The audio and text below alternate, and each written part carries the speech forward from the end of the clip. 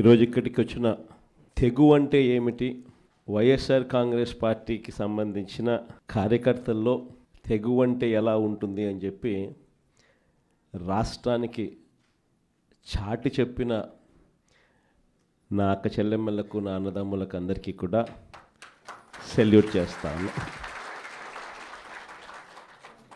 ఎందుకంటే ఈరోజు మనము యుద్ధ వాతావరణంలో ఈరోజు ఆంధ్ర రాష్ట్రంలో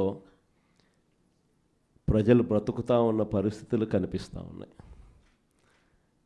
ఇలాంటి దుర్మార్గమైన పాలన, రెడ్ బుక్ పాలన బహుశా ఎప్పుడు కూడా ఆంధ్ర రాష్ట్రంలో గతంలో ఎప్పుడు చూసి ఉండదు.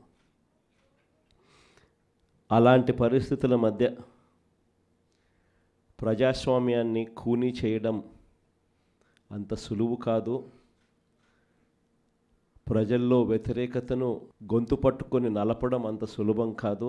ఇచ్చిన మాటను, మేనిఫెస్టోలో చెప్పిన మాటలను నిలబెట్టుకోకపోతే నీ తోలు తీస్తాం అని చెప్పగలిగిన సత్తా వైఎస్ఆర్సీపీకి ప్రతి గ్రామం నుంచి ఆ కార్యకర్త లేస్తాడు అని చెప్పి చాటి చెప్పాం. మీ తెగువకు మరొక్కసారి సెల్యూట్ చేస్తూ అడుగులు కార్యక్రమాన్ని ముందుకు తీసుకొని పోతా ఉన్నాం. ఆశ్చర్యం కలిగించే విషయాలు, ఎందుకనంటే ఎక్కడ కూడా ఈ జరిగే ఈ ఎన్నికల్లో తెలుగుదేశం పార్టీకి ఎక్కడ కూడా బలం లేదు. ప్రజలు ఓట్లు వేసిన పరిస్థితుల మధ్య వైఎస్ఆర్ కాంగ్రెస్ పార్టీ జెండా మీద, వైఎస్ఆర్ కాంగ్రెస్ పార్టీ గుర్తు మీద గెలిచిన సభ్యులు ప్రతి చోట చూస్తే అసలు తెలుగుదేశం పార్టీ ఎందుకు పోటీ పెడతా ఉంది అని చెప్పి ఎవరికైనా కూడా ఇట్టే అర్థమవుతుంది. ఇంకా తిరుపతి రూరల్కి సంబంధించి చంద్రగిరి నియోజకవర్గంలో, అంటే చంద్రబాబు నాయుడు సొంత నియోజకవర్గం, చంద్రబాబు నాయుడు ఇల్లు ఎక్కడుందంటే ఇక్కడే, ఇదే చంద్రగిరి నియోజకవర్గంలోనే చంద్రబాబు నాయుడు ఇల్లు. ఆయన మొట్టమొదటిసారిగా చంద్రబాబు నాయుడు గెలిచింది ఇక్కడే, మళ్ళీ ఓడిపోయింది కూడా ఇక్కడే. అక్కడ బీసీలు డామినెంట్గా ఉన్న ఆ ఏరియాలో బీసీలకు ఇచ్చి సామాజిక వర్గాన్ని పైకి తీసుకొని రావాలి అని చెప్పి ఎవరైనా చూస్తారు, కానీ అక్కడ బీసీలు ఎక్కువగా ఉన్నారు. వాళ్ళల్లో ఆర్థిక స్థితిగతులు సరిగ్గా ఉండవు. కాబట్టి ఈయనైతే ఆర్థికంగా సౌండ్గా ఉంటాడు, బీసీలను ఎప్పుడు కూడా తొక్కి పెట్టచ్చు అని చెప్పి అక్కడికి పోయి అక్కడ పాగా వేసినాడు. నిజంగా ఏ తెలుగుదేశం కార్యకర్త కూడా ఇళ్ళకి వెళ్ళి వాళ్ళ గ్రామాలలో వాళ్ళు తిరుగుతూ వాళ్ళ గ్రామాలలో ఉన్న ప్రజల ఇళ్ళకు వెళ్ళి బాగున్నారా మీరు అని పలకరించే ధైర్యం చంద్రబాబు నాయుడు గారికి సంబంధించిన ఏ కార్యకర్తకు లేదు. కారణం, చంద్రబాబు నాయుడు గారికి సంబంధించిన ఏ కార్యకర్త అయినా కూడా ప్రజల్లోకి వెళ్ళి వాళ్ళ ఇళ్ళ దగ్గరికి వెళ్తే ప్రతి ఒక్కరికి కూడా వెన్నులో భయమే. చివరికైతే నా అక్క చెల్లెమ్మలందరూ పొద్దుటూరు నుంచి ఎదురు చూస్తూ ఉన్నారు, కడప నుంచి ఎదురు చూస్తూ ఉన్నారు.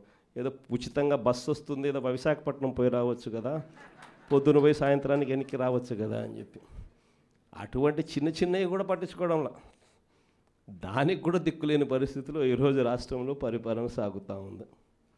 అమరావతి మన రాష్ట్ర రాజధాని కింద అసెంబ్లీలో డిక్లేర్ చేసిన తర్వాత ఆ రోజు కూడా అప్పటి ప్రతిపక్షంలో ఉన్న జగన్మోహన్ రెడ్డి ఓకే అయిన తర్వాత కూడా అమరావతిని మ్యాక్సిమం బయటకు వచ్చిన తర్వాత 3 రాజధానులు అని చెప్పి ఒక కొత్త కథకి తెరలేపి ఓవరాల్గా ప్రాంతీయ విద్వేషాలు రెచ్చగొట్టడానికి ట్రై చేశారు.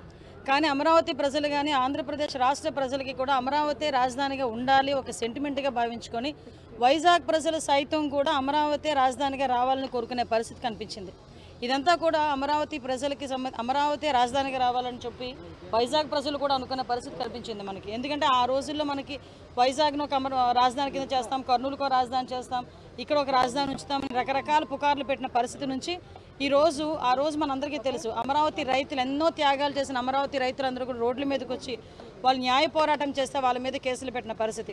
ఆఖరికి అమరావతి రైతుల మీద ఎస్సీల మీదే అట్రాసిటీ కేసులు పెట్టుకున్న పరిస్థితి.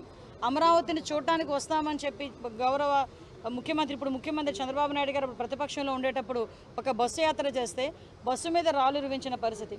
అదేంటని అడిగితే భావస్వేచ్ఛ ప్రకటన అని ఒక పోలీస్ ఆఫీసర్ చేత పలికించిన మాటలు. ఇవన్నీ ఎందుకు గుర్తు చేస్తున్నానంటే ఈరోజు ఇంత వైభోగంగా అమరావతి పునర్నిర్మాణ శంకుస్థాపన చేస్తున్నామంటే దీని వెనకాతల చాలామంది కష్టం ఉంది. ఆంధ్రప్రదేశ్ ప్రజల తాలూకా కష్టం ఉంది. అమరావతి మహిళా రైతుల తాలూకా ఆవేదన ఉంది. అమరావతి మహిళా రైతులు రోడ్డు మీదకి వస్తే పోలీసులు కాళ్ళతో తనిన పరిస్థితి కూడా కనిపించింది. జైల్లో పెట్టారు, జుత్తు పట్టుకొని ఈడ్చారు, కడుపు మీద తన్నారు, ఆఖరికి రోడ్ల మీద భోజనం చేశారు. ఇదే అమరావతి రైతులు తిరుపతి పాదయాత్రకు వెళ్తే ఎన్నో ఆటంకాలు పెట్టారు. ఇదే అమరావతి రైతులు అటు అరసవెల్లి పాదయాత్రకు వెళ్తామంటే రామచంద్రాపురం దగ్గర వరకు తెలియదు, అటు అడ్డుకున్నారు. వీళ్ళందరి మీద ఒక్కొక్కరి మీద నిన్న చెప్తా ఉంటే 125 కేసులు 130 కేసులు ఉన్నాయి ఒక్కొక్కరి మీద మొన్నటి వరకు కూడా. అంటే ఈ రోజు పరిస్థితి చూస్తూ ఉంటే ఇంతమంది రైతుల తాలూకా ఆ రోజు న్యాయ పోరాటం చేసిన న్యాయ పోరాటం, గౌరవ చంద్రబాబు నాయుడు గారు చేసిన న్యాయ పోరాటం, మన పవన్ కళ్యాణ్ గారు, అదేవిధంగా నారా లోకేష్ గారు, వీళ్ళందరూ కూడా కంకణం కట్టుకుని ఎట్టి పరిస్థితుల్లో ఆంధ్రప్రదేశ్కి అమరావతి రాజధానిగా ఉండాలని చెప్పి ఈరోజు మళ్ళీ అమరావతికి ఈరోజు కేంద్ర ప్రభుత్వం కూడా సహకరించడం నిజంగా చాలా పరిణామం కింద భావించాలి. ఈరోజు అమరావతి పునర్నిర్మాణానికి కేంద్ర ప్రభుత్వం సహకరించింది. అదేవిధంగా నరేంద్ర మోడీ గారు ఈరోజు అమరావతి పునర్నిర్మాణ శంకుస్థాపనకి ఇక్కడికి రావటం ఆంధ్రప్రదేశ్ ప్రజలందరూ కూడా పండగ వాతావరణంలో జరుపుకోవడానికి సిద్ధంగా ఉన్నారు.